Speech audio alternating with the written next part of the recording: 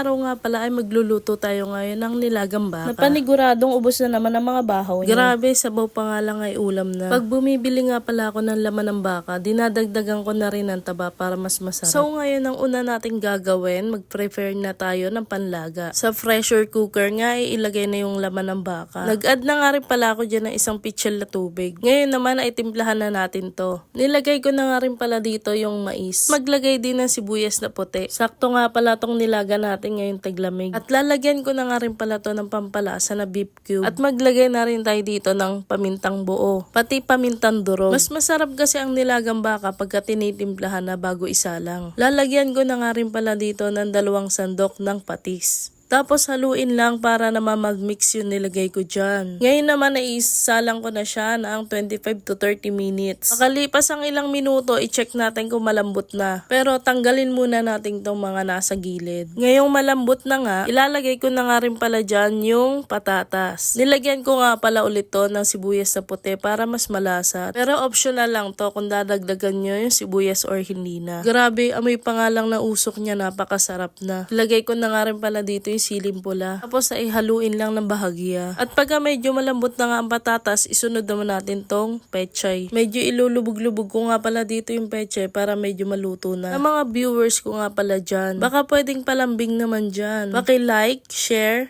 comment, tsaka subscribe na rin. Salamat nga rin pala sa mga legit na mga sumusuporta sa akin. At finally, luto na ang ating nilagang baka. Thank you for watching!